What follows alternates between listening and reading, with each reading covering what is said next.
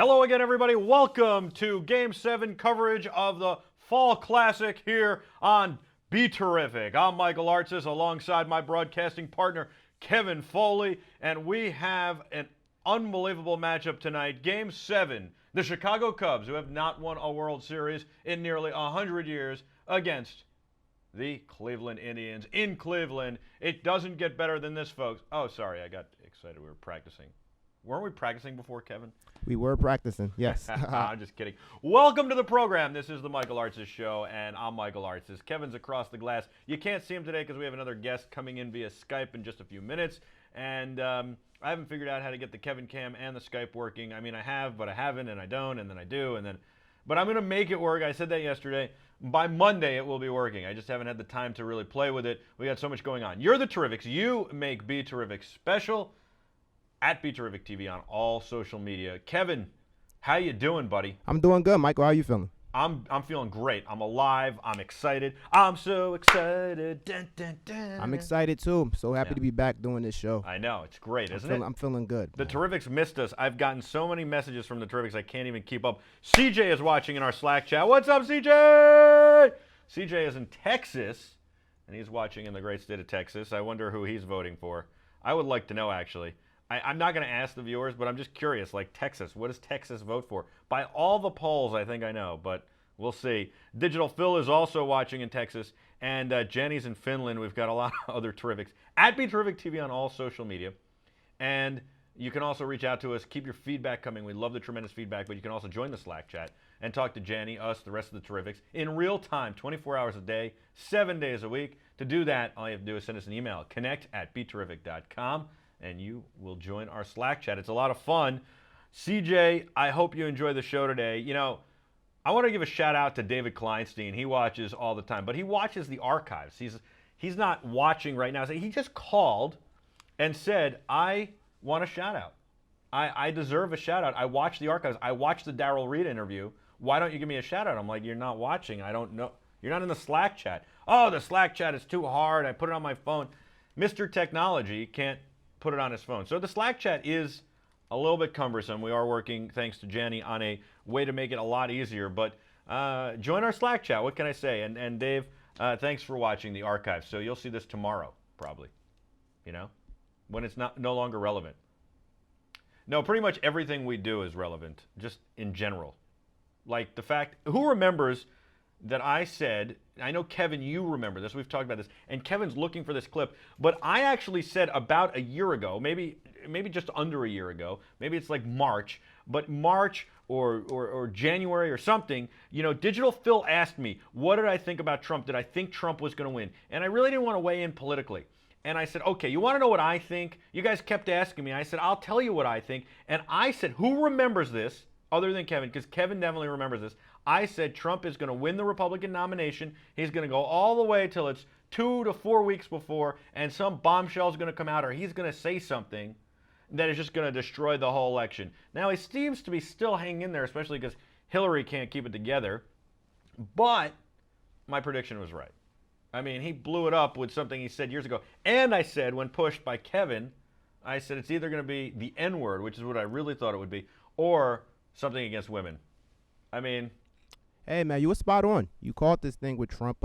We kind of saw it in the making. You know, this election has been interesting, to say the least. Yeah. Hasn't it? It has been. Can you recall a more exciting or more entertaining election? Or more depressing? That too. I'm not sure, you know, what I would call it, but certainly I've never seen a bigger nail-biter, and I've never seen an election like this. And the one thing I keep pointing out to friends, I guess I might as well say this on the air, is how unelectable is Hillary that the only person she could beat is Donald? No, it's the battle of the worst. I mean, if Rubio was in there, or what are these guys? Count Cruz, remember Count Cruz? Count Cruz. Yeah, we had fun with that. The Count famous Cruz. Count. Yes. 1, 2, 3. I'm running for presidente. Count Cruz was Ted Cruz. I mean, Jeb Bush, Ted Cruz, Rubio. I think maybe Christie could have even given Hillary a run for her money. I think that the only person who really Hillary can beat is Donald. And I say to you all the time, I kind of kid about it, but I wonder if he's a heel or was originally designed that he'd be a heel so that she could be assured victory, because it seems like anybody else they would put up there, she would be. And conversely, I think if Bernie Sanders was up there, or somebody else from the Democratic Party, including Obama, if we could get Obama up there, we'd probably reelect him at this point again. Oh, definitely. I mean, anybody on that side would win. So CJ says Slack is easy, especially for us slackers. Of course, it is easy.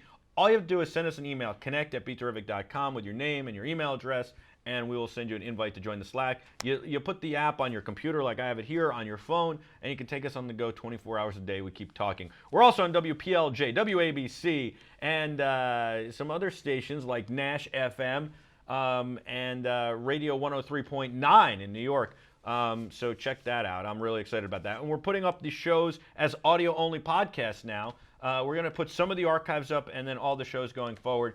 And those will be available in the iTunes store very shortly. And then we've got our archive on YouTube and our site, BeTerrific.com. We got a lot going on. We do. We're going to be at CES Unveiled next week, the 10th of November, and that's going to be fun. We're going to see, it's like a micro CES. It's a lot of startups and a lot of young companies. A preview of what we might see at CES. A lot of innovation. So we're going to have some fun with that. And then we're going to be at, that's CES Unveiled. And then we'll be at CES in January, 5, 6, 7, 8. Yes, live, just like last year. And you're not going to want to miss that. All the innovation, all the great interviews, all the great storytelling, all at CES. We got a couple of Giving TV events coming up soon, which I'm really excited about. February marks a probable bowling event, celebrity bowling. Woohoo! We're going to see if I can bowl better than the celebrities. Are you a good bowler? Terrible. Wow. I'm terribly good. No, I am not a good bowler. Okay. No. I'm a very streaky bowler. I can get on. You know the zone I can get in, Kevin? Yes. I can get in that zone. I can lock it up. And I could get like a 180. That's about the best I could do. If I don't get in that zone, I got like a 130. So what does it take to get you into that zone? You know what? Just in case we have to go play and I need to partner up with you. All right. What you have to do is you have to tell me that the other team's going to beat me. And okay. I'm going to lock into that zone. Like, you got to make it super competitive. I got to add some fuel to the fire? Yes. Okay. You know, my friend JC is watching. I want to say hello to JC. And I'm excited about that. And I'm excited about everything. We got a lot of great stuff going on today. A lot of great stuff, you know? Yeah, certainly do. Yeah. So I'm glad that we don't have the Kevin cam today, though, because you told me you're going to dress up. You wore the Burberry shirt. Yesterday you wore the flannel. And then today, what happened? Today's shirt is fine. It's fine? What's wrong with it? All right. It's a T-shirt. It doesn't look great. There's nothing wrong with T-shirts. But you told me you were picking your style up. I am picking my style up, but I thought this shirt, because... For instance, when we were doing the shows, I saw some episodes where, I was wearing thermals and stuff like that, which is really like no good. Right. That's what I was talking about. But T-shirts are fine. I don't think there's anything wrong with T-shirts. You don't think there's anything? No. Okay. If you look good, you know what? You look good in a T-shirt. Yeah. I'll go with it. Do you notice my cough from last winter is back already? Yeah, it's that time. It's like annual. I can't get rid of this cough. I got to do something. I have my anti-cough pills. I'm going to take those. Yeah, mine's is slowly going away. Yeah. It's just this Can't be weather. sick for too long. Yeah. It's the air. It is. I can feel it calling in the air. Today's pretty nice, though. Oh, my God. That's the problem, I think. It's the weather goes up, down, up, down, up, down, up, down. You know? Can't call it. Yes, I know exactly what you mean. It is beautiful. What is it, 77 degrees in New York City? 77 degrees and 11 minutes after 3. Yeah. Not sure exactly, but it feels like it. Feels pretty good. It feels amazing. I mean, we have to appreciate this while it lasts, because soon enough it will be bitterly cold. It will be. Eric Fletcher is going to be joining us via Skype, I hope at some point. He's trying to Skype in right now. He told me he's driving in the car. He has to get over the hill. I don't know about this stuff in L.A., but he's got to get over the hill so he can get better cell signal. My guess is he's trying to Skype in now because he just got in the car, and he's not over the hill. Well, we might have to wait a couple years for him to be over the hill. I was going to say. I don't really understand the whole over the hill thing. But I mean, I kind of get it. You go in the valley and the hill. But can't they put cell towers over the hill? Now they should be, It is 2016. Exactly. Shouldn't we have cell service everywhere? We should. Yeah. And it shouldn't be so expensive either. I agree. I really don't like that. I think it should be part of Obamacare. Yeah? No. I mean, let's add it in there. Yeah. No. It does affect your health, So you can tie it in there somehow. Yeah. No? too much of a stretch, huh? Exactly. Yeah, I'm reaching. You're reaching a lot. But I do think I do think cell phone bills are way too expensive. I know our cell phone bill here is too expensive. Yeah, definitely, man. I hate paying the cell phone bill. Yeah. I think we have audio of Eric, but I don't think we have video. I'm looking for the video. I'm trying to get Eric to give us video of this. You know, I think it's just the connection. That's what I bet. Oh, yeah. Probably so. But we should have my mother Skype in. That would be funny. Hello. That'd be cool. It's we haven't been a heard long from time. her in a while. Yeah. She's gonna email me now. Right now, she's gonna. I bet you in like the next 3 minutes, I'll have an email. I could Skype in. How do I do it? Tell her to let us know if she gets any more calls from the IRS. The IRS, like yes. By the way, Loria Petrucci, formerly Callie Lewis. Well, first she was Loria Petrucci, then she was Callie Lewis, then she was Loria Petrucci. Gave me a lot of credit for breaking up the band there with Geek Beat. And she's got this new thing called Live Streaming Pros where you can learn how to stream live with her and her cohort. I found that very interesting. I'm not sure I want the credit, but I did do a great interview with her when she was still with Geek Beat. And apparently it made her become really introspective. That's on our site. I get her tweets all the time. This is the interesting thing. 220,000 followers, 0 retweets, 0 favorites for like 30 tweets. You notice that? Is that interesting? Does that make you go, Does make me go, Yeah. Not one? Not one. Yeah, you should have at least. That's what I was showing you before the show. Yeah, you should have some retweets. Yeah. You don't have any friends. Nobody's doing anything that you want to support. And exactly. Let me know. I'll tell you what. Let's go to Eric Fletcher. He's joining us now via Skype. He's driving in his car, and I love the way he's driving. I love that. He's got such great command of the steering wheel there. What's up, Eric? How you doing? Let me fix this computer screen here so you look even better. And that's going to be hard to do. Yeah. So Eric is a great friend. You guys know him well. He's been on the show many times, certainly from Infocom and NAB. He is the director of photography and camera operator for True Blood, for Dexter, for all sorts of other stuff, including Grey's Anatomy. He's a good friend and he's a great guy. And I just figured, hey, maybe he could check in today, especially since it's nice and sunny, not only here, but clearly in Los Angeles. Yeah, it's pretty cool out here. Yeah. So keep your eyes on the road. I enjoy that you're doing this Skype for us. What's going on? What new projects are you working on? I'm day playing on a couple of different shows. A couple people are talking to me about some feature films. The biggest thing I've got going on right now in the next couple of weeks is on November 12th. The SOC is doing the Technology Award judging, the demo day, and that's my committee on the SOC. So we have 13 manufacturers, 15 products, all vying for the Technical Achievement Award, which will be presented at the SOC's award show and dinner in February. So at the Lowe's Hotel Hollywood. And BeTerrific. Tables are available and seats are available. Tables are available and seats are available? Yeah. SOC is Society of Camera Operators, and it's very prestigious to have SOC after your name like Eric. And the other thing is you raise a lot of money for kids, right?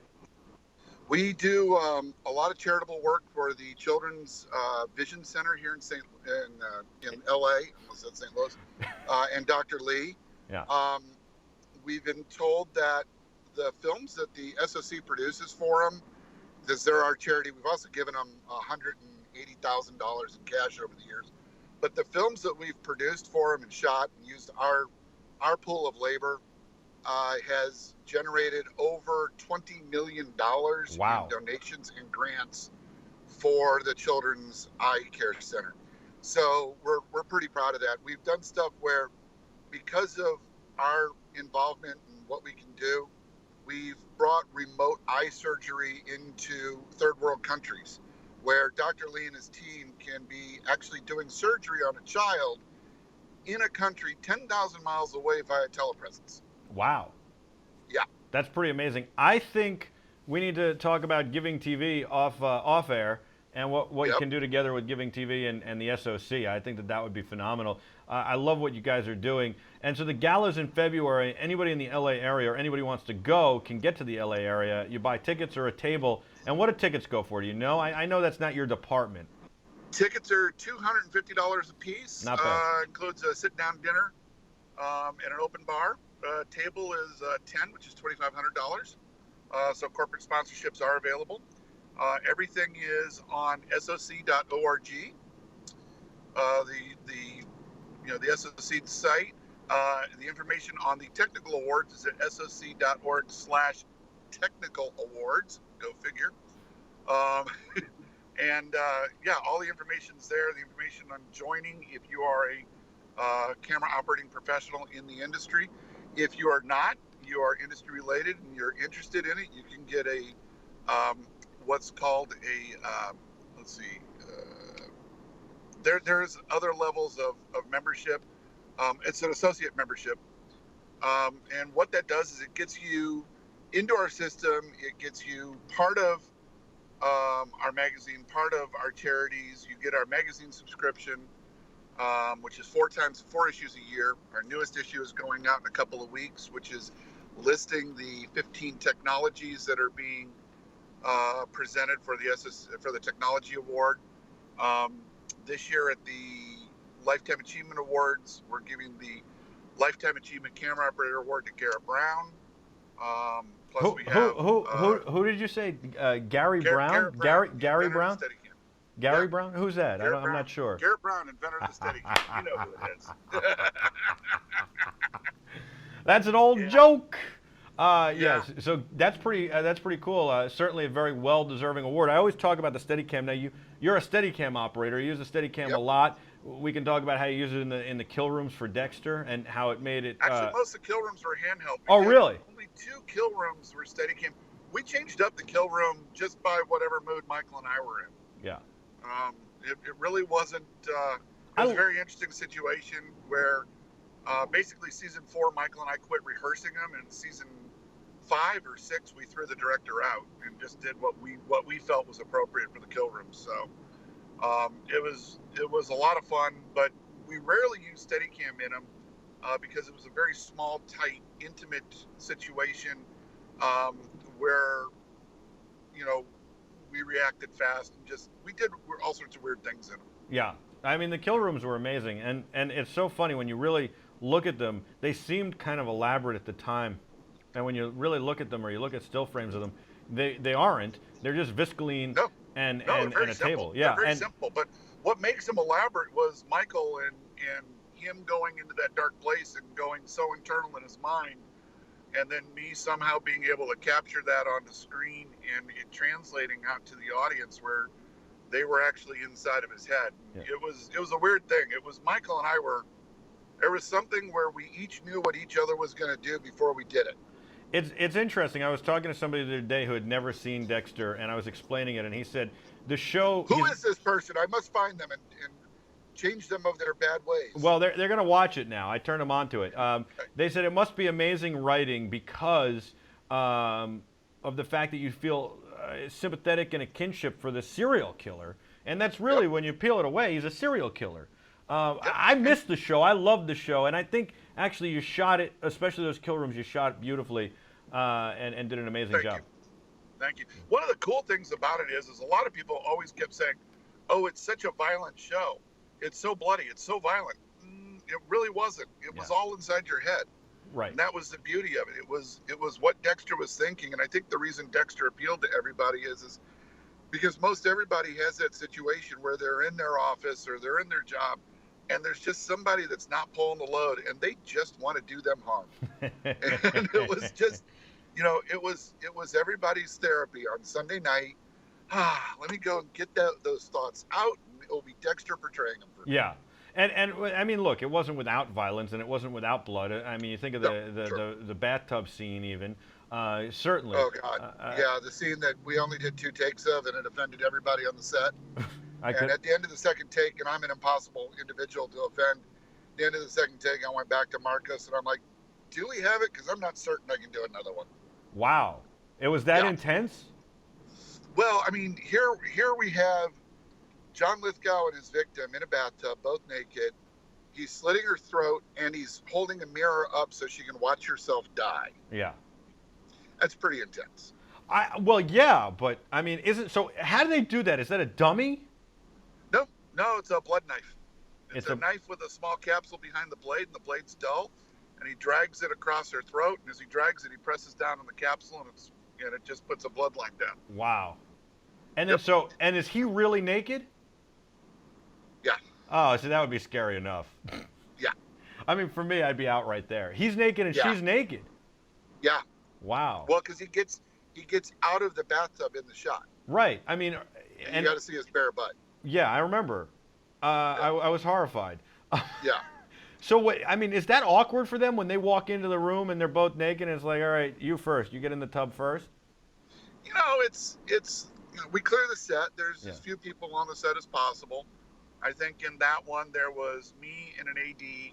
My focus puller was off remotely, and there was a director, a script supervisor, and the DP watching a video village, and everything else was blacked out. So there's 5, 6 people not involved in the scene that actually are watching it. There's only 2 of us that are seeing everything. Everybody else is seeing what is being lensed. And then there's the 2 people there. So, you know, some people, that's what they like to do. Well, what freaked you out about... Actors are interesting people. They're willing to put themselves and their emotions out there for others to see. And they just accept that as part of the job. And so I imagine... I commend them. I imagine they were very professional about it. We were all very professional about it. But then what happens that it makes it uncomfortable for you? When does it get uncomfortable and why? Because, I mean, for me, watching it's uncomfortable, but I'm watching an edited version. The uncomfortableness in that shot was just the fact that, you know, Trinity is holding a mirror up to somebody who is watching their life fade away, and the actress actually played it really well. And it's a disturbing scene when you read it on paper, and then when you put it, when you flesh it out with actual people doing it, it's a pretty disturbing scene. And like I said, I'm fairly difficult to offend. One of the writers actually kind of used me as a yardstick, whereas if I got upset or offended, he knew he went too far. And if I got mildly annoyed with the scene, he knew that he did his job right. Because other people would have bailed long before I did. Yeah. And, you know, it was just an odd thing. I mean, you know, face it, there's a lot of weird stuff we shoot. You know, everybody's going on about the orgy scene in Westworld last week. You know, where they're like, oh, it was graphic sex. We did that also in True Blood. And it was, you know, I remember walking off the field at Marianne's orgy, and then walking back to the video village, and I look at the director and DP and went, I just shot porn. You don't put that on your resume though. Hey, porn credit, True Blood. You just put it as True Blood. No.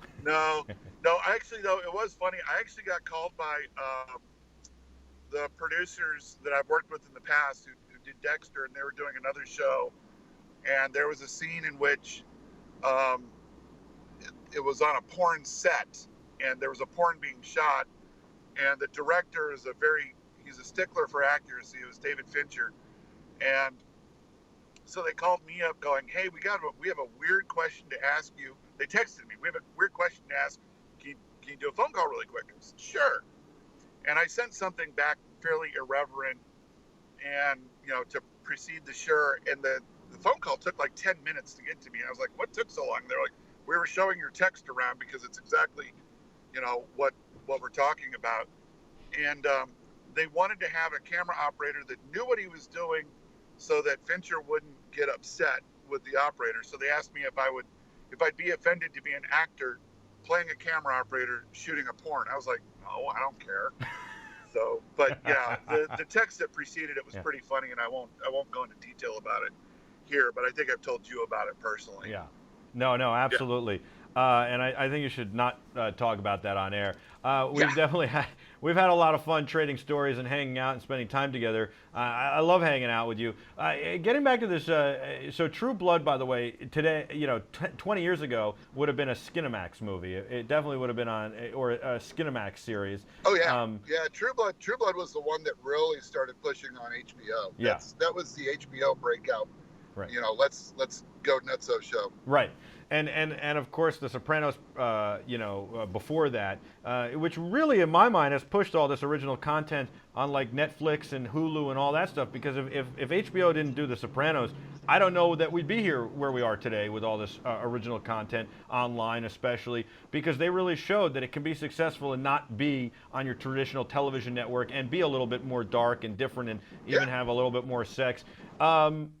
Getting back to that scene in Dexter, though. So, I mean, when you shoot a scene... Going into the hill. Uh-oh. It's like going in a tunnel. He might have to call back, Kevin. Yeah, it's. I may have to call back. It's the one bad spot in L.A. is when you go from the valley into the basin, you go over the hill with the sign. It gets a little crappy, but right now we're still good. Kevin, are you buying this the one bad spot? I think there are more bad spots in L.A. Well, there are more bad spots, but this is the one major bad spot. Okay. Well, we'll try and stay with you. Here's my question. When you shoot a scene that is so real, because you know it's fake, you know you're with these actors and you're with them as people, so when you shoot a scene that shakes you because it's so believable, do you know then, like, this scene was unbelievable and this is going to sell to the audience really well? Oh, yeah. Yeah. I mean, there was, all right, case in point, I'm doing a movie a long time ago. I think it was 99 or 2000. It's a remake of the movie Where the Red Fern Grows. And in it is one of the actors is Dave Matthews of Dave Matthews Band. Not an actor, a singer. And it's his first role that he's acting in. And he was pretty wooden. And we were kind of like, might have been a bad choice. And then there was a single scene in which he has to play a very humble man.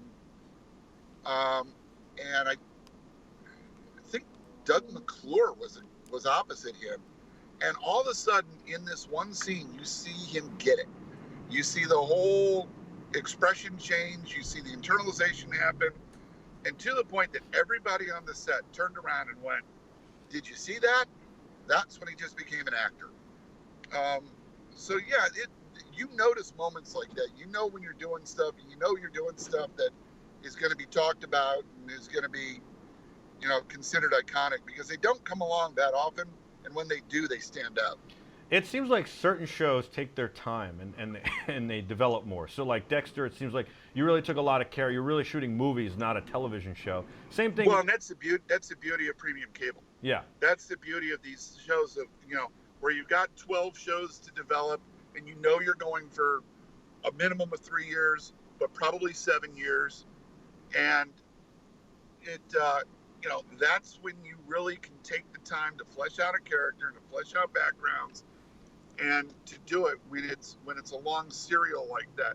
When you do standalone episodes, which is what most television is, what most broadcast television is, because you want the audience to be able to jump into a show and not have to see 3 years of back episodes. You don't have that depth of characters. One of the few television series and actually franchises I think that did that was the whole Law and Order franchise. Sure. They actually delved into the backgrounds of all their characters. You knew about Lenny's alcoholism. You knew that, Briscoe was, an Irish Catholic and all the things he went through. You just knew everything that everybody went through. And that was one of the few series that actually went to the serial route, whereas most normal TV series are a tiny bit of serial, but mostly where you can jump in on an episode by episode basis. Yeah, I mean, but also, I guess what I'm saying, you're right, but I'm also saying that a lot of these shows like True Blood, like Dexter, like House of Cards are shot more beautifully. It seems like they take more time and care. And so I think of like, yes, Law and Order, I agree, you could go in and out, and it was done well, and they developed the characters. But on the other hand, I felt like they cut corners on shooting, and it wasn't shot as beautifully. And then I think of like a Grey's Anatomy, which you've worked on, and I think like that's a show people love, but it was more slapped together in my mind and less developed like a Dexter. Is that something you would say? Well, Kevin, would you say that? I think we lost Eric. It was an amazing picture of Michael Jordan. Nope, I'm good. You're good. Okay, so yeah, all right. I don't know if you heard the end of the question. No. I mean, the thing is 20 years ago, if you asked anybody in features, they looked down their nose at television. and they said, best crews in the world are on features. Best projects in the world are features. It's not television. And nowadays, it's the other way around. The best crews are on TV because we've got to make, an episode of Dexter was 54 minutes of delivery. We had 8 days to shoot it. You do the math, we're doing about 7 pages a day.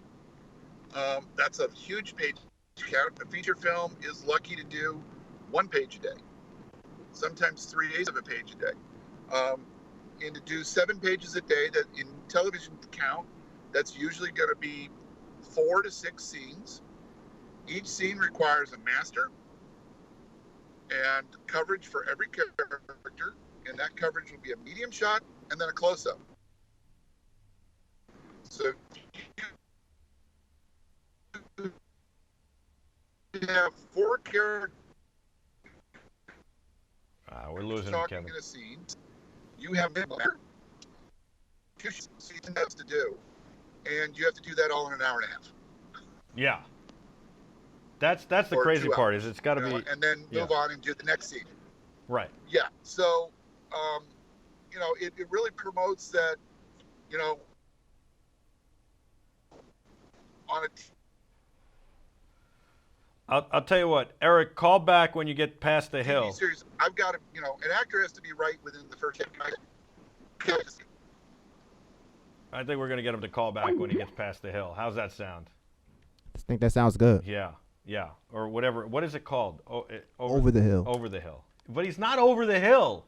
It is over the hill. No, but he's not over the hill. I mean, he's not over the hill, but he's over the hill.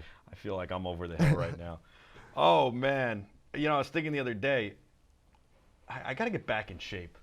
What are we going to do? We're going to start working out? Me and you both, man. You work out all the time, though. No, I don't. I'm gonna hit that pull-up bar in the office. I don't have time anymore, man. Yeah, you work hard. You definitely do. Interesting stories from Eric. We'll get Eric back on the line. He's got to be going over the hill, and we'll definitely get him back on the line. I think that's so interesting, that stuff, to me anyway. At least. I don't know. I feel like it was interesting. No, I took away from it. I think that because, at some point in time, I would love to make and, create my own show. So it's good to hear about the different ways and approaches that go into shooting scenes and just how you go about, concluding it. Yeah. You know? I'll tell you, I've shot and directed national television commercials and all sorts of television and all sorts of stuff, documentaries. I've been on major film sets. It's amazing the difference in how you prepare for all these different things. I think that, and I'm curious to ask him, a show like Grey's Anatomy, so now we know they do 7 pages a day for Dexter. You have an hour and a half per scene. I wonder how long they have per scene for Grey's Anatomy. I almost feel like they shoot an episode every 3 days. That's the question I wanted to get to, in my mind. And then we've got some questions from Jenny and from the Terrifics as well. All right, Eric, are you back? He might have frozen up. There we go. I think we got him. I believe I am back. You're back. All right. So you were saying the last we heard really was that you're shooting scenes at about an hour and a half per scene. You're doing 7 pages a day. It's 4 to 6 scenes really is what you said. And so you gotta pick up and run quickly. But it's still, is that more time than you would have for Grey's Anatomy? Are they shooting 7 pages a day, or are they doing more? They're shooting about 7 pages a day. Their days are running about 14 hours, because they've got, massive cast of characters. But yeah, I mean, that's about normal. We once did a fight scene in the TV series Angel. We took 12 hours to shoot the fight scene. We did 80 setups in those 12 hours. So that's 6 setups an hour. That's a setup every 10 minutes, changing the angle. And, you have to rehearse, since it's a stunt, you got to rehearse the stunt, see what the stunt walkthrough is, pick the angle, get to that angle, tweak the lighting, do the takes, and then move to a next one. And you're doing that 10-minute chunks. Wow. Once every 10 minutes. Yeah. Generally, I get to go to the bathroom when I show up at set, when I go to lunch, and when I go home. I don't get to leave. Wow. You don't even eat? You don't get to go to the craft services table? my assistants might grab something for me, usually a salad or, some carrots or an apple or something like that, or a banana. But yeah, no, I don't really have the time to go cruise crafting. When do you get to sit down and really have a meal? After you leave? At lunch. Yeah. Which is 6 hours into the day. Wow. Jenny's watching in Finland. He wants to know if you can do 10 pages in a day, if you had to. Done it. Don't like it. I was going to say the answer is no.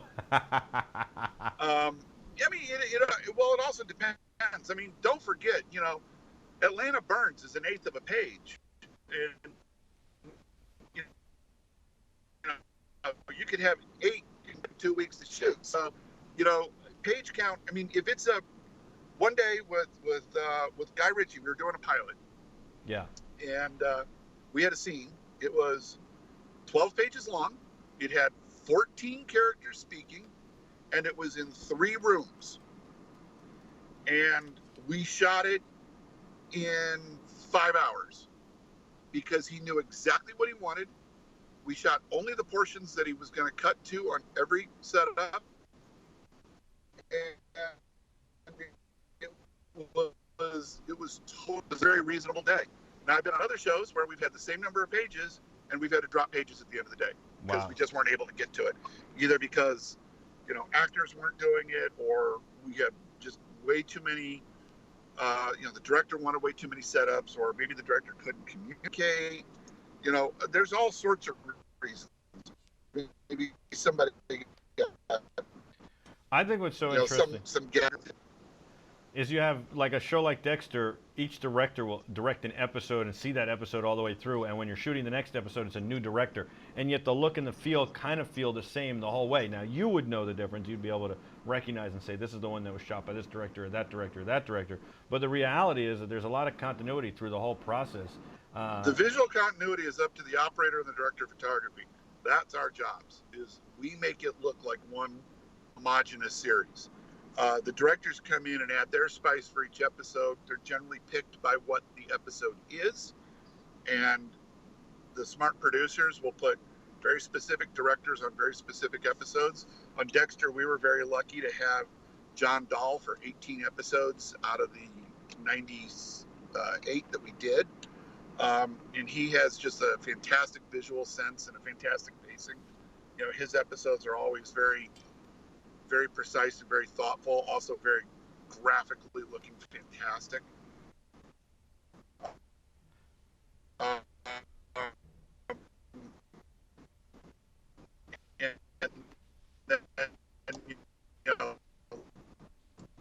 I don't think it's the valley we had to worry about, Kevin. Yeah. I think it's like downtown LA. I'm looking at this video off the computer here. It's pretty bad. I'm gonna hang up. When he gets into a better cell location, he can call back. CJ wants to know where's Eric's BeTerrific hat and why he's wearing the Dexter hat. So I'm gonna give him a hard time about that. We'll get to that when we get to it. And I wanted to know, he's from St. Louis. Who's he rooting for, Chicago or Cleveland in the World Series? Wow, that's a good question. It is a good question, right? Yeah. I mean, I never asked you who you're rooting for, but we'll get to that, I guess. You want to know? I thought I told this the other day. Did I not? I think no. We talked about the World Series. We didn't talk about rooting. I'm kind of rooting for the Indians because you know why? I went for Halloween one year as Ricky Vaughn. I'm sorry, you did mention this. Yes. Yeah. The Ricky Vaughn connection. Yeah. Let's see if Eric's here now. By the way, this is a fun way to do Skype. It's like, wow, here we go. Hello, Eric. Welcome back to the program. Yes. He's not there. He must have the worst cell service in all of LA right now. I mean, it's California. He is in I could see it from the buildings. I think he's like in Beverly Hills. He's in almost downtown LA. Are you in Beverly Hills, sir? I can't even get a response. Are you? Yes, LA. Are you in Beverly Hills, downtown LA-ish area? No, he can't. We're all right. We'll get Eric on again another time. That was fun though, wasn't it? It was. Yeah, I think I got a lot of notes here that the Terrifics were enjoying the interview, so hopefully we'll get him back on or another day. Oh, this cough, man, makes me want to throw something.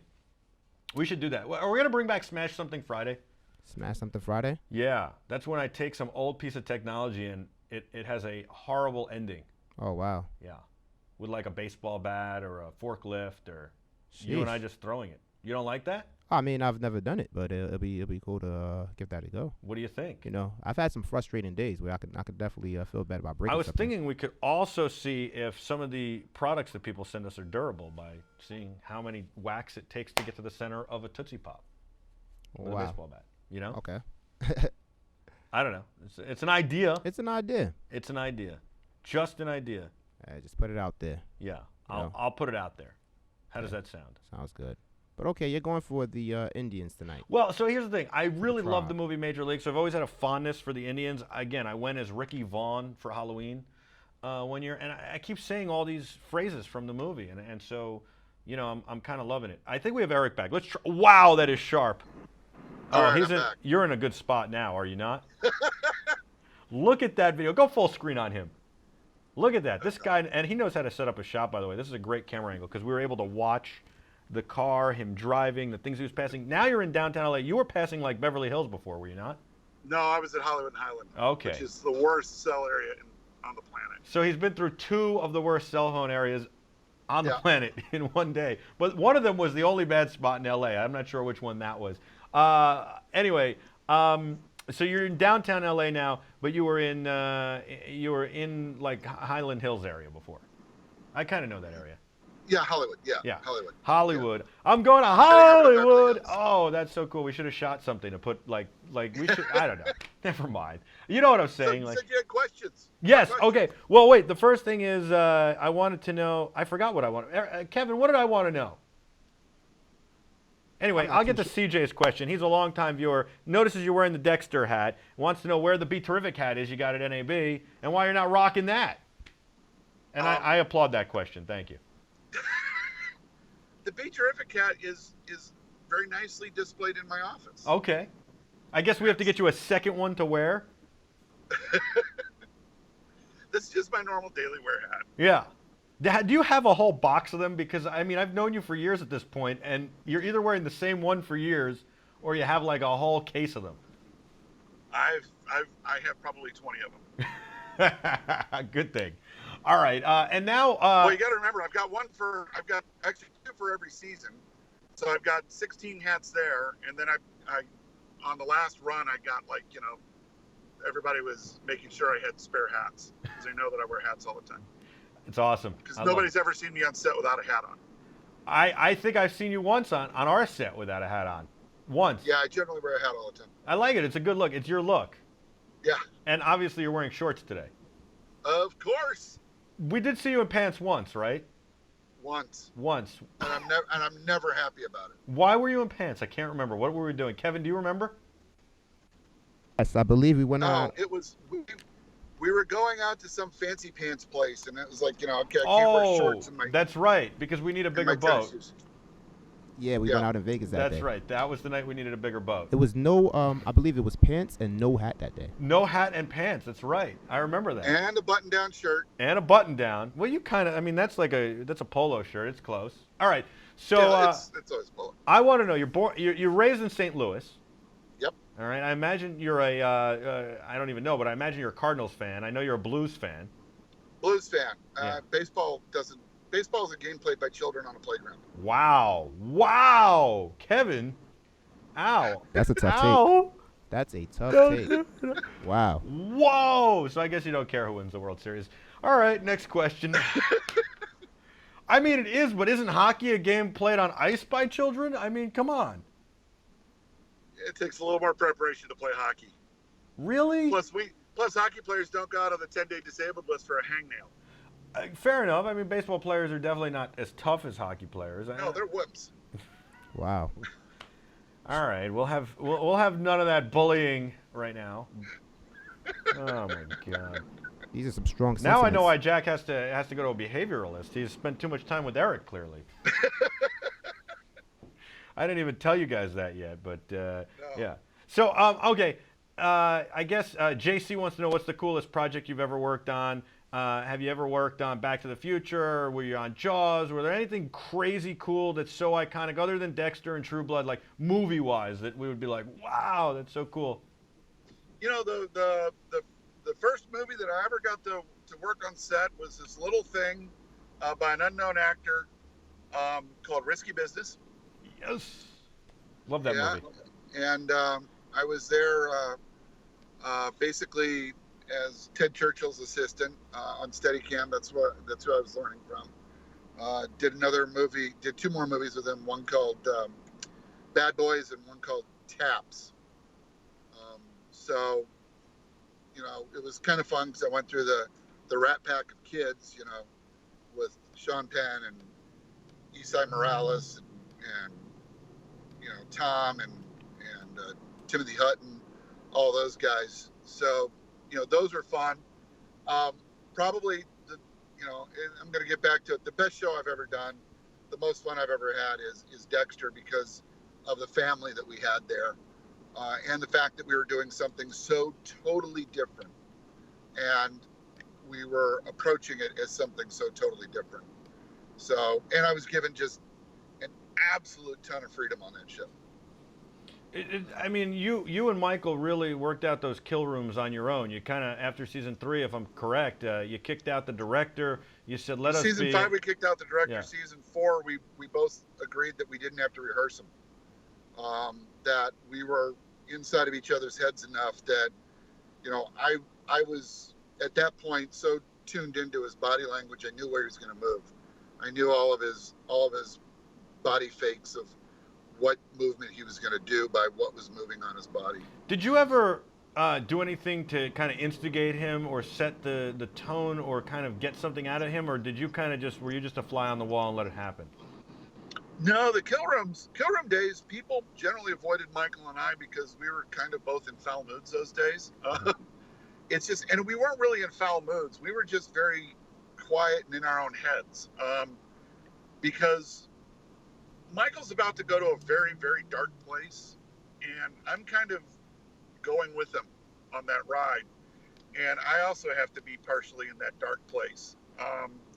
And that's something that people don't understand, is the operator basically is we're the closest person to the actor on set. 9 times out of 10, the actor's going to ask us for opinions more than they're going to ask a director, because we're the one that are staring at them day in, day out. We know all their tics. We see everything they're doing. You know, I can tell when an actress has had too much chocolate. I can tell. Too much chocolate? Is that even possible? Oh, yeah, because they break out. Really? Yep. There's, my grandmother always said that. I know. I've got to watch for that. My grandmother always said chocolate gives you acne. There are certain actresses that chocolate does break them out, or stress breaks them out. And I can start seeing stress starting up on an actor. And, and then I'm the one that they talk to first. I know all the secrets. I know more secrets than the producers know. I mean, I knew about Michael and Jennifer's divorce long before anybody else on set. Stop bragging. Yeah. It's no, but I mean, that's got to be, sometimes. I was going to say that's got to be awkward. You said it's a burden. It is. Especially when the producers come down and go, what do you know? And then you got to be loyal. You can't say anything, can you? Well, my answer is, do you enjoy the performances you're getting? They're like, yeah. I'm like, then don't ask me. Hold on a second. Clean the lens. What? There we go. Is it raining in the car? What made you decide all of a sudden you needed to clean the lens? We've been talking for an hour. I'm 3/4 backlit, and I can see the crap on the lens. Kevin, was that the funniest thing you've ever seen? He's a camera operator. He cannot help himself. He just cleaned the lens. No, I can't. I was going to say you could take the, the camera away from now. You can't take it out of him. All right, I'm going to guess by your steering wheel and this. Can I guess your car? Sure, go for it. You got an E63. E55. A lot of mods. Ooh. So it's a Benz E55. It's an AMG. It's not a Benz. It's an AMG, my friend. What do you mean it's not a Benz? It starts life as a Benz. It's a Mercedes-Benz AMG E55. Yep, with a hand-built motor. Yeah. Making a lot of horsepower. I love it. How much horsepower are you pushing out of that baby? 550 to the tire, and about 700 foot-pounds of torque to the tires. You got 18s or 19s on that car? 18s. I could leave smoky burnouts all day long. 18s, and they're going to be, I'm going to go 305. You're 305. They're way too small. They're way too small. They're 285s. Oh. And they really need to be 355s. Yeah. Well, that's why I said 305, but you're even smaller. Yep. Wow. And what year is it? It's a, let me guess. Hold on. It's a 2010. Nope. No, 05. Best year for mods. Wow. And have you modded it? Yeah. We got black with gray interior. Tech gray. One of the most rare colors that you can get an AMG in. You've got a suede roof liner, do you not? Yeah, it's Alcantara. Wow. Yep. Wait, so what mods have you done? Well, let's see. I've got the cams out of a McLaren SLR in the car. We've done the heads. Blower's been ported. Can you give it a little guess so we can hear it? On the blower. Let's see. Long tube headers. Stainless steel long tube headers. I know there's not cooling. I know there's not a lot of room. Bigger coolant pumps. Quaif differentials. Kevin, I don't think he's done much to the car. Put the power down. No. I've done the impossible mod with the entertainment system. Little to nothing. What's the impossible mod with the entertainment system? I know. So in a Mercedes, you can't put another screen in the car and still get all the information through it. So you put another screen in. Oh! I love it. There you go. Now just do a mic drop, a camera drop, and we'll say goodbye. Yeah, exactly. The impossible mod is to put the command radio system from the 2009 forward cars into the 2000 and into an earlier car. Sure. But if you know the electronic systems well enough, you know how to backdoor your way into it. And so so I have the stereo from the 2010 car in the car. Nice. I like that. With the updated nav and all that fun stuff. Excellent. Well, it's beautiful. I look forward to a ride. I got to come out to LA now. Oh yeah, it's a fun ride. Oh. It's a fun ride. All right. So to recap, the SOC donates a lot of money to a lot of great causes, but most specifically the I cause. You are honoring people. You are honoring people in February with the SOC. People can find out more on soc.org. And tables and tickets are available. It's a fun night. In addition to that, you're going to honor Garrett Brown, the founder and inventor of the Steadicam. The Steadicam revolutionized the business, changed the way we watch television and movies, and the way you can make them. And most notably, pretty much gave me my job. Gave you your job. Most notably in Rocky, in Jaws, and all these things, and then obviously moved into everything. NYPD Blue was one of the first TV shows to use almost exclusively all Steadicam. People were raving about it. Actually, it didn't. It didn't. NYPD Blue was a shaky cam show done on geared heads. Really? Yep. I always thought it was Steadicam. That's what I was always told. Nope. Ah, all no, right. It was a gearhead show. I know the operators of it. I'm out of here. See you later. Have a good night. Wow, really? Yeah. That's unbelievable. And your favorite project to work on was Dexter, but you enjoy all of it, and your first project was Risky Business. Eric, you don't like baseball. You've been a lot of fun. Thank you so much. I like football and I like hockey. I like gladiatorial sports. I like all those sports. I like them all. I like baseball. I like football. I like hockey. I'm much more a World Series guy than I am watching the whole season. But I'm a Mets fan. And well, I mean, I did watch half the game last night. Yeah. I was mildly entertained with it. Okay. So who are you pulling for? You got to be pulling for somebody. Then you got to have a horse in the race. Well, part of me wants the Tribe to win just because of the movie Major League. That's what I said. But part of me wants Chicago to win because my brother and my nephews live in Chicago. And Risky Business was shot in Chicago. Yeah, but the bottom line is it's not the Cardinals, and really it all comes down to it's baseball, and I don't really care about baseball. So I'm going to tell you why. I'll tell Kevin why. You don't care. No, go ahead. Tell me why. No. I loved the movie Major League, and I knew all the lines as a kid. Like we used to say, me and this kid Johnny Globerman, we'd have sleepovers, and we would sit there and we'd recite the whole movie, literally. Yeah. And so I love that movie. What do you mean you put snot on the ball? Well, I haven't got an arm like you, kid. I got to do it. We recite other movies than that, movies that are Right. This was probably but as a kid, this was like the first movie that was really for me. You know, like I don't know. I went to like the Empire of the Sun. Those are the movies I was taken to. It was like horrible. So I got to see Major League. It was awesome. And so I went as Ricky Vaughn, as Rick Vaughn for Halloween one year. Wild Thing. Yeah, Wild Thing. And yeah. I love the fact that Charlie Sheen was like, I'm ready to throw the first pitch out. Yeah, I love the fact the Indians were like, not so fast, pal. I think if it was anybody but Charlie Sheen, they would have said sure. I just wonder if he would have gone with the Rick Vaughn cut again. If he would have actually gone through. You think he would have gone through the whole thing? That would have been cool. Yeah, that would have been totally cool. Yeah. All right. Eric, thank you so much for joining us. Loved doing this while you were in the ride. Sorry it broke up a little, but thanks for being patient. Yeah, sorry it broke up. We'll have to do it when I'm sitting at the house so we can do it a little better next time. Yeah, absolutely. Well, and we need you in studio. Would you get here already? All right. What is that, an iPhone 7 you're using, or are you still on the 6 Plus S? Well, I'm still waiting for AT&T to ship my damn iPhone 7 Why Plus. does everybody say that? Why don't you tell me? I'll get your phone tomorrow. I got a connection. You got a connection? Yeah, you got to get it directly from Apple, but I got it. I got the hookup. No, the problem is AT&T screws you when you're on a business account. I'm on a business account. They don't screw me. We're going to talk offline about this. What else do we have to talk about offline? The other thing. Okay, I got it. Fine, I'll take it. Give me the damn phone tomorrow. Not a problem. I'll make a call. It's done. We'll have to update the Terrifics. Eric, you're the best. That is the amazing Eric Fletcher, best camera operator in the business, DP, producer, everything extraordinaire. He's a lot of fun, and he's a regular and a good friend, and he's part of the BeTerrific family. So next time, I do expect him to be wearing the BeTerrific hat. We just have to get him a caseload. That's all. All right. Kevin. Yeah, man. It was awesome to have Eric on. He was a lot of fun. The Terrifics love it. They were really, really excited about that. Why don't we roll something real quick? You got a video to roll? I want to say goodbye to Eric real quick while we're in commercial or something. We don't have to run a commercial. We're going to do commercial free. Run like a little video we've done or something. Okay, let's see what we can go with. You know what? Let's go with the commercial. And you want to run a commercial? Let's run a commercial. Just one. Really? Yeah. You don't want to? Okay. Matter of fact, a BeTerrific. Okay. You run a BeTerrific commercial. I got something ready for that. Eric's still talking. I don't know what he's saying.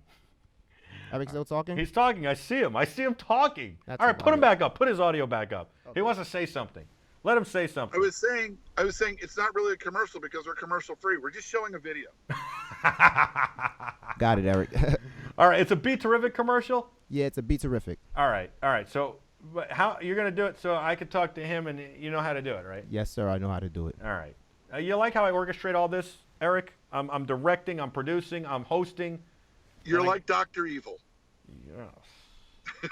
Can I get some freaking laser beams on some sharks? What was the line? I don't remember the lines like that, but I remember well, I can't say this on air, but the line about Joe Boo. Yeah, what do you think of Chief Wahoo real quick? I'm so torn with this.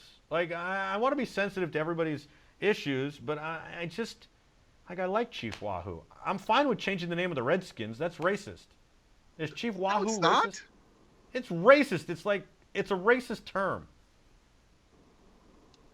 But Indians have been calling themselves that forever. I think they're Native Americans. Can we change them to the Cleveland Natives? Oh my God. I don't know. All right, I don't want to get into it. Stop with the political correctness crap. All right, well, we know who Eric's voting for. All right, we're going to take a... Oh, man. Sometimes we have fun, right? Right, Kevin? We have some fun on the air. We have a lot of fun. We have a lot. What just happened in your car? I just closed the sunroof. Oh, maybe you should have done that through the whole drive. No, it gave a little backlight. Oh, yeah. I like how you lit this thing. You did nice. See? That's what I do. All right. Right now I got a little fill from a little yellow rag. It's like way too much fill. Wait, what are you doing? What's the trick there? That's just a microfiber towel. Come on. Little fill. Do you see this? Yeah. It's on my seat right there. See how it gives a nice little fill in the car? CJ says that was awesome. He loves you. That's amazing. That you just reflected the light off of that rag to give you a little yellow. Yeah, exactly. The crazy thing is, that stuff happens in movies, and you have no idea as the viewer. That like they were sitting there and they were like, let's use this yellow rag, and it'll make it look a little better. Yeah. If you look at episodes of Law and Order shot by Constantine Marcus, yeah, everybody's lit by the papers on their desk because they just bounced one hell of a backlight off the back. It's a fast, easy setup, and it looks great. Wow. That's pretty amazing. All right, one last Dexter story. Give me one last one quickly. They're dying for it. Janny and CJ and JC and David Kleinstein, everybody, Digital Phil, they want it. I've got 10 people. One more Dexter story. One more Dexter thing. Yeah. You want to tell me something you never told anybody before on air? You told I'm trying to figure out a good one. You told us at Info. That's the problem. At Infocom, you told us the Jimmy Smith story. That was amazing. Everybody can go back and watch that one. That's a good one. Yeah, that one's the story that I'm going to tell just that once. Okay, here's a good one. Half the time when you thought the slice of life was out on the ocean, it was sitting on its trailer cradle on the stage. No. Yes. Really? Because I figured out a way to shoot it using the Steadicam to mimic the motion in the water. That then the effects guy mapped all the motion I did. He applied it to the crane arm that we used, and you thought that the boat was on the water. And then he just put stars in the background, and that was it. Well, what did you do for the water? It was blacks all the way around the boat, and that was it. What did you do for the actual water? Nothing. You just made noise. The Foley people did it later. They just did the Foley. And Yeah. when he would drop a body over the edge, that'd be an effects guy with an air cannon splashing water at him. Oh my God!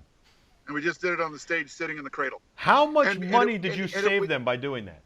Well, the funny thing was, the producers walked down to stage one day and went, "Did we take the slice out on the water yesterday?" And we were all like, "No." Well, no, we've got shots of the slice in the ocean. You did the scenes in the ocean. We didn't remember you guys putting the slice in the ocean. I'm like, we didn't. I did it with the Steadicam hard mounted on the dolly, and I just made the ocean movements. And they were like, oh my God. We ended up saving literally hundreds of thousands of dollars. Yeah, absolutely. Because to put the slice on the ocean, would take us 4 hours a day just to move the crew. Well, and you have to have a chase boat. You can't just put it on the ocean. It's not just one chase boat, my friend. Right. It's a barge we're shooting off of, two ribs to get back and forth to the slice, and then a support tender that had hair and makeup and all that on it. And we would all have to go outside the break, which that takes an hour and a half to get outside the breakwater. And we could only shoot to the south into the west. We couldn't shoot north, because if we shot north, you'd see a mountain, and there are no mountains in Miami. Right. It was all shot in L.A. to look like Miami. Yep. Except for the pilot, right? The pilot was actually pilot was shot in Miami. Right. Wow.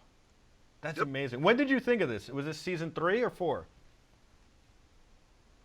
I did that season 4. He's dropping bodies off the boat, and it's not even in water. That's amazing. Nope. Sitting in its cradle on the stage. Wow. All right, I look forward to more Dexter stories next time. I could hear all day long. You know what? We're not going to go to commercial. We're not going to run a video. I'll just call you later. All right, call me later. All right. Have a good one. Thanks, buddy. I'm in my appointment. I'll be there for about an hour. All right. I'll call you soon. All right. See you, buddy. See ya. That is the great Eric Fletcher. BeTerrific. Oh, he said hello to the Terrifics. He gave you a shout out. All right, Kevin. Yes, sir. You there, buddy? I'm here, man. All right, sir. I'm hanging. All right. See you later, Eric. Eric Fletcher, everyone. The amazing Eric Fletcher. All right. So I'm rooting for the Indians because, and I feel bad about it because of Chief Wahoo. I really do. I'm really torn with the whole Chief Wahoo thing. On one hand, I feel like, calm down, everybody. On the other hand, I get it. No, I totally get it. But I loved that movie as a kid, and I want to see like the Indians do. I just have this fondness. It's like I have this fondness for the Boston Bruins because I played for the Great Neck Bruins, and then so there was like that connection. I'm a Rangers fan, but I still like the Bruins. And then when I went to play at the Nassau Coliseum as a kid, between periods of an Islanders game, it was against the Bruins, and we were right next to the Bruins locker room, and somebody broke the glass, and the Bruins were hanging out with us. Ray Bork and Andy Moog and Joey Juneau. So Cam Neely was also in Dumb and Dumber. Put it on Seabass's tab. Seabass was Cam Neely. Oh. And I had the Cam Neely sneakers from Nike. I didn't even know he had sneakers. Yeah, he did. Yeah, they were horrible. Horribly ugly. You were a real fan. I was. I'm a hockey guy. You got to support. When a hockey guy gets a sneaker that never happened before, you got to support. Why would a hockey guy have a sneaker and not a skate?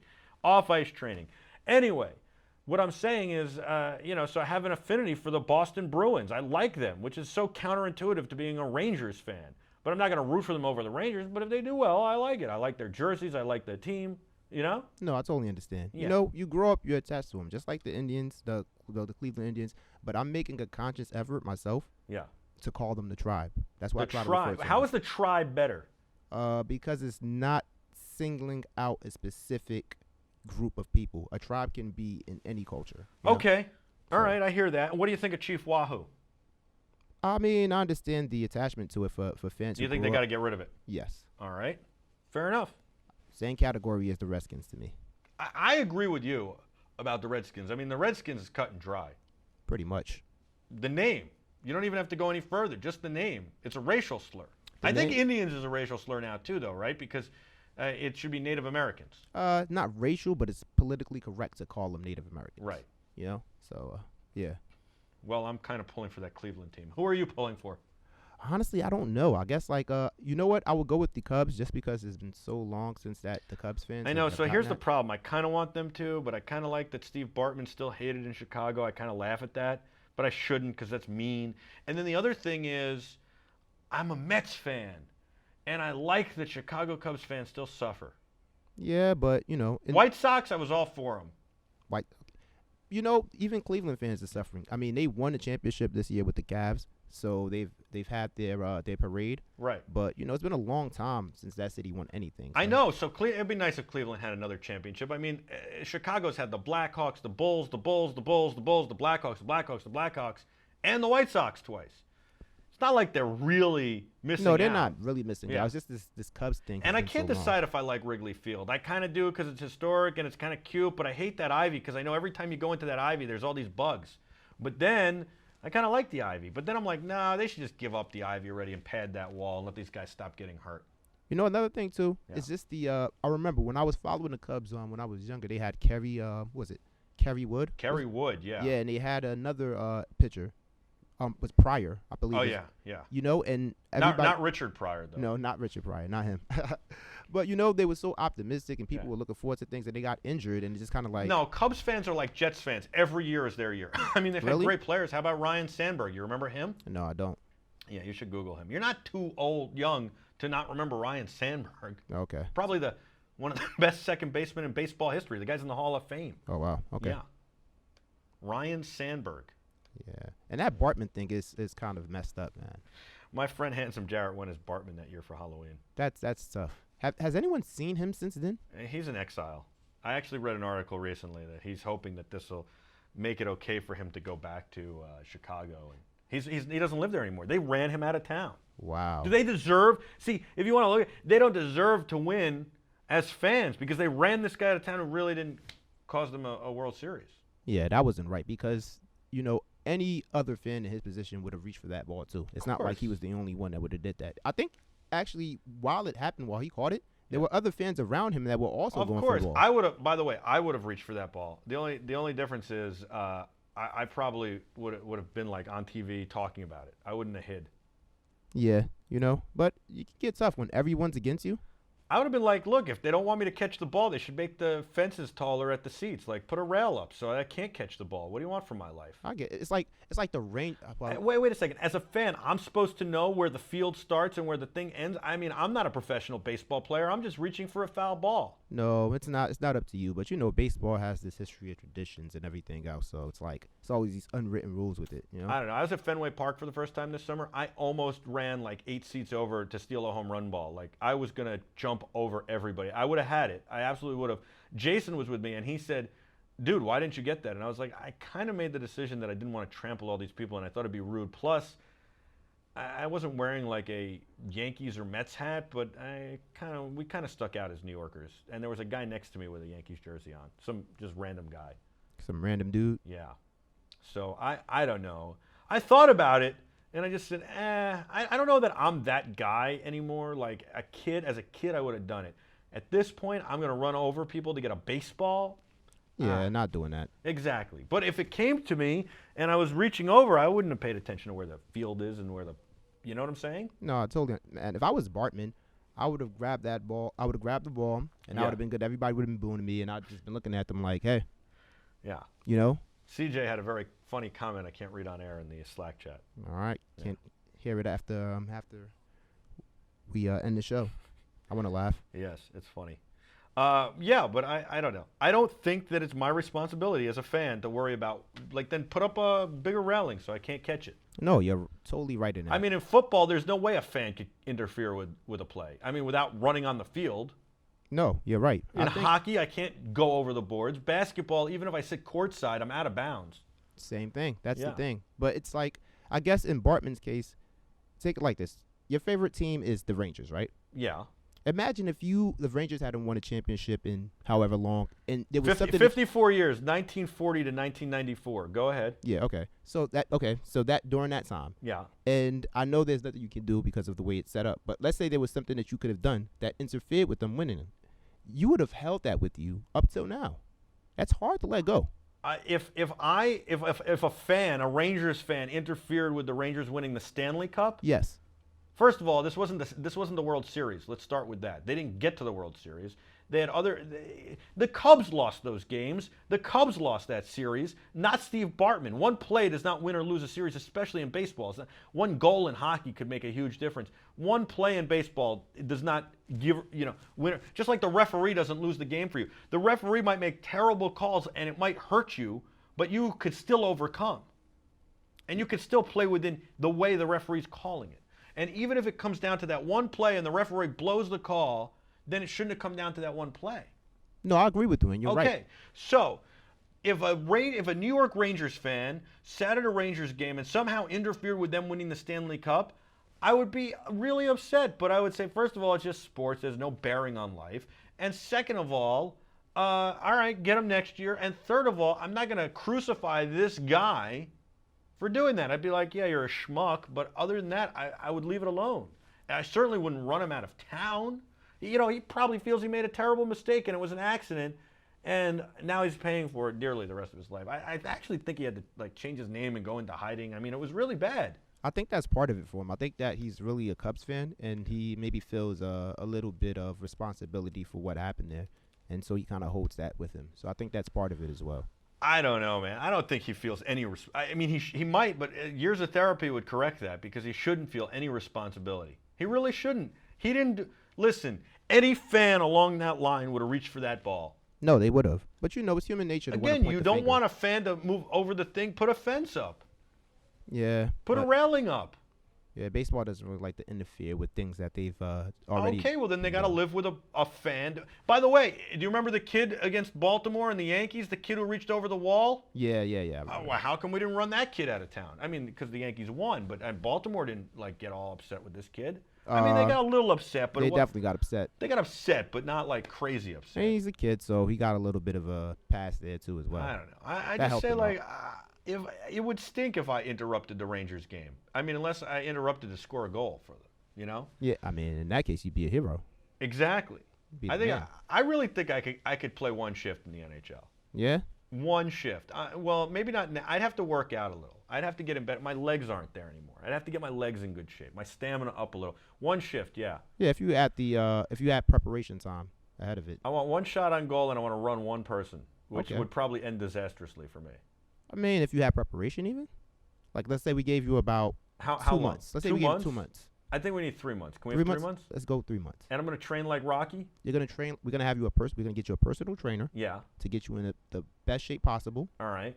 And we're going to go over I'm going to get a chef to cook me meals. Everything. Yeah.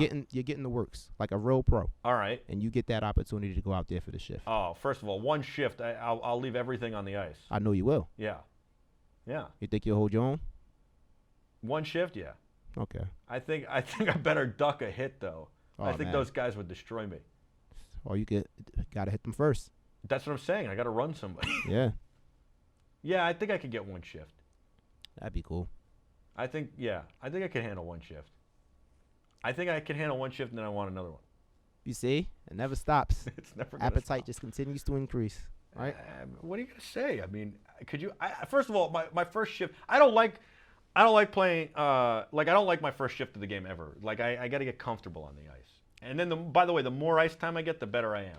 Oh, so you're someone who needs to you kind of like work your way into the game. You get warmed up. I hate the first shift. I throw the first shift out the window every game. It's not that I have to get warmed up. It's like I got to get a hit. I got to get a feel for what's going on. Yeah, like even the other night when I was playing, I had to get a little physical with somebody to get into the game. I got a stick in the face. That's what happened. Yeah. I needed that. I needed to be hit. You needed to be hit. I got an elbow to the crown of my head right here, and I was like, woo.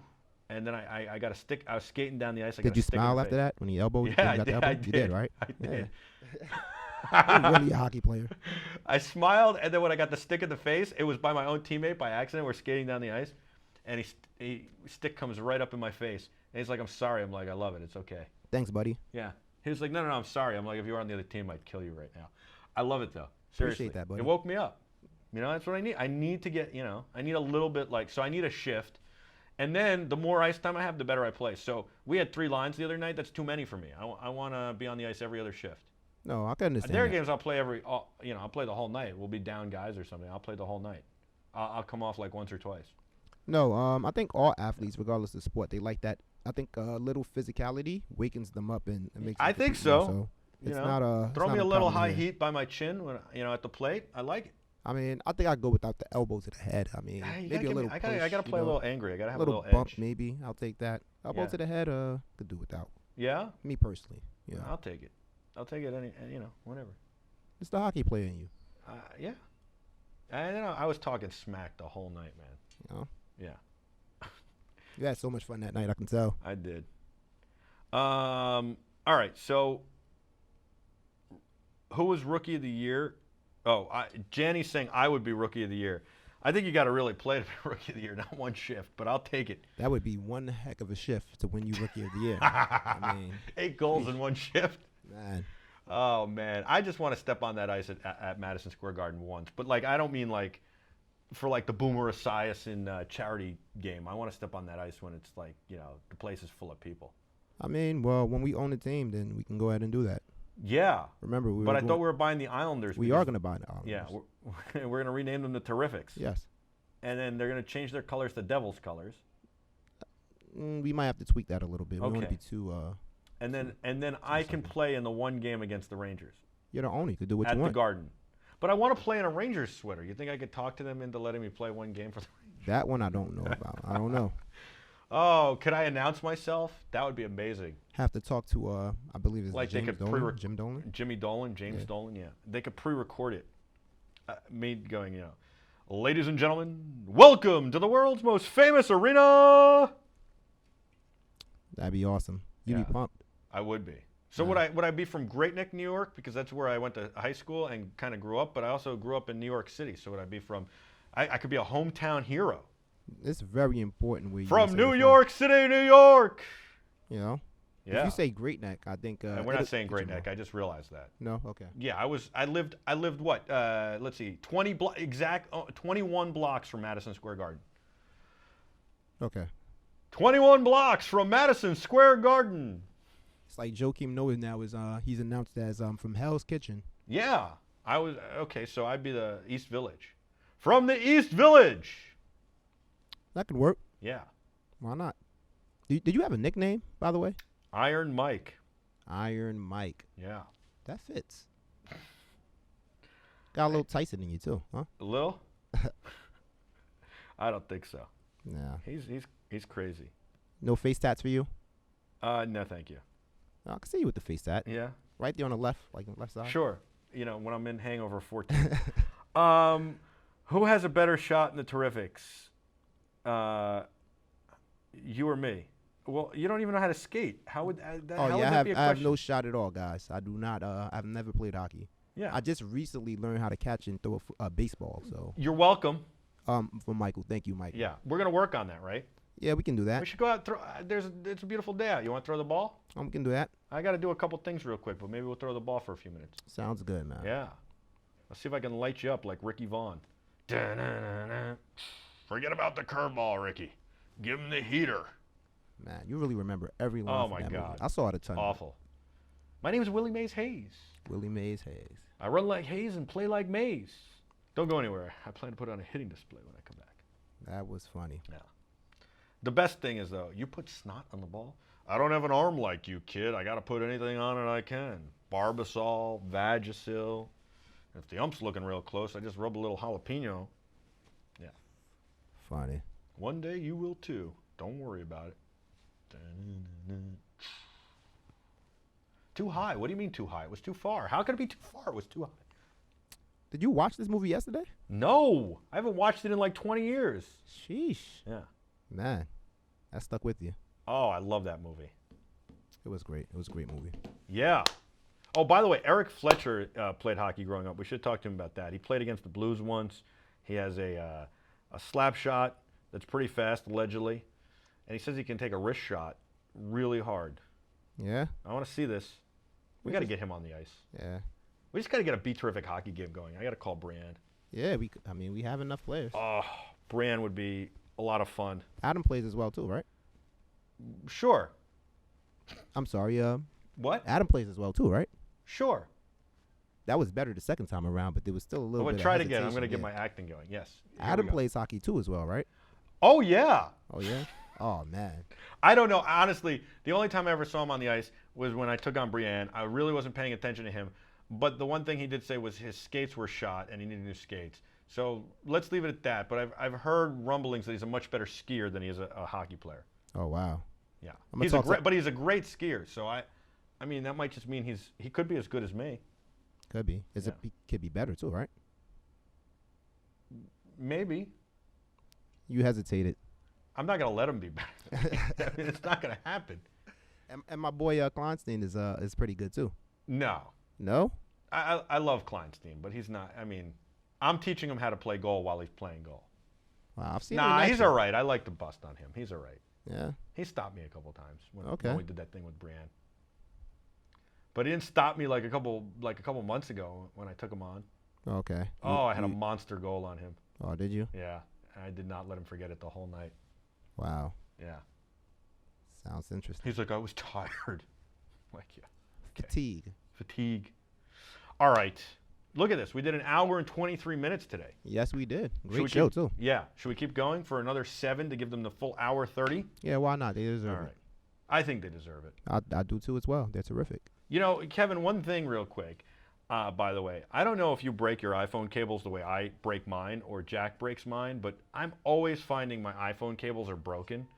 And I have the same thing with headsets, and that's why I've recently turned to Tough Tested. Tough Tested makes a line of headsets, cell phone chargers, and cell phone cables that are unbelievably strong. They're Kevlar wrapped, and the reality is they were designed originally for construction workers who have tough jobs so that they needed to be stronger, so you didn't break your cell phone cable or your headphones, your earpiece that you would use to make phone calls while you were in a really strenuous job and situation. Now they're available for everybody. They're called Tough Tested. You've seen me hang from them off of our set. They're unbelievable cables, and you literally can't destroy them. Everybody who sees me use them go, where did you get that cable?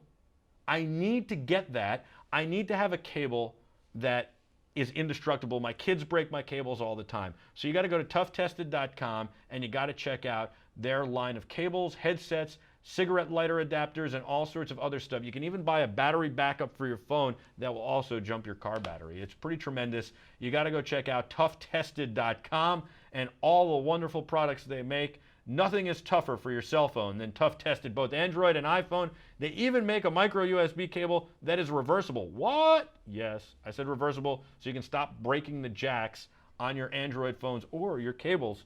Unreal. Kevlar wrapped, and now the newest ones are Kevlar wrapped so that they repel oil. So if you're working on your car or just spill some olive oil on your charging cable, you don't have to worry about it. Repels it. How about that, Kevin? Unbelievable. Toughtested.com. You've seen it firsthand. Yes, I have. It's awesome. I need like 100 of them, though. I need one in every bag. I need one in every one of my think tank bags. I need one in the car. I need 4 in the house, 4 in the office. Oh, me too. I run through these things like nothing, so I can always use Tough Tested. Definitely. Yeah, Tough Tested's great stuff. Check out toughtested.com. I love them. Ditto. Yeah. I got to get a new pair of skates. Yeah. Man, but the price of those skates that you mentioned yesterday, I still can't wrap my mind. All right, so who are you rooting for? You didn't even say. I don't really have. I think either way I'll be happy. I'm leaning towards the Cubs a little bit because they were down, but I think like once the Cubs win, then I'll be like, oh man, it sucks for the Indian. I mean, for the tribe. For the tribe. Yes. Yeah.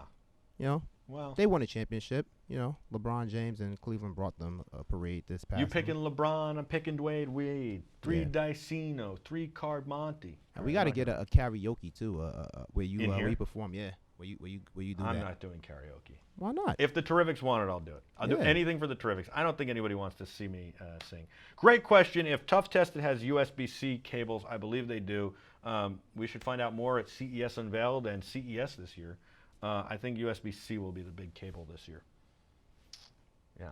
Last year wasn't really the year for USB-C. That's the new connector that are in some Macs, some new Macs too. Yeah. Too early, right? Too early. What do you mean too early? How could it be too early? It's too far. What do you mean too far? It's too early. Back and forth we go. Yes. Yes. All right. I don't know who the guest is for tomorrow. We might not have a guest. It could just be you and me talking. All right. You and me and you. That works as well too. Still a lot to talk about. There's so much to talk about. Yes. Yeah. And we're going to get a karaoke machine in here. Yeah, so you can perform. And we're going to go to the batting cage. That too. We should do that. When's the World Series? This Game 7 is tonight? No. Tonight it is. It is? Yes. I was going to try. I was going to show them I should still be on the roster. Oh. No, I was going to just do it before the series ends. But maybe we'll do it after the series ends. Yeah, we could do that. Yeah. Yeah, but it goes down tonight. Game 7. It goes down tonight. It goes down tonight. Wow. Game 7. I'm going to watch. I would love to have Paul Dixon and Digital Phil on, Janny. Janny says, how about Digital Phil and Paul Dixon? If they'll Skype in together, I'll do it. What's up, Mindset? Oh, finally. Mindset is watching. I love it. We were missing him today. He missed the whole Eric Fletcher interview. Oh, yeah? Yeah. Well. Mindset has ice skates. He's never been on roller skates or rollerblades. No, he hasn't been on roller skates or rollerblades in a long time. Wow. All right, we got a lot to do. We got a lot to do today, and we're going to throw a baseball. Rawlings Gold Glove, if you want to know. 2 of them. Heart of the Hide. And if you know baseball, that means a lot to you. If you don't, you're like, what language is this guy speaking right now? All right. Thank you so much for watching. You are the Terrifics. You make BeTerrific special. Find out more about the SOC, SOC.org. That is Society of Camera Operators. Maybe you want to be an associate member or an actual SOC with the end of your name.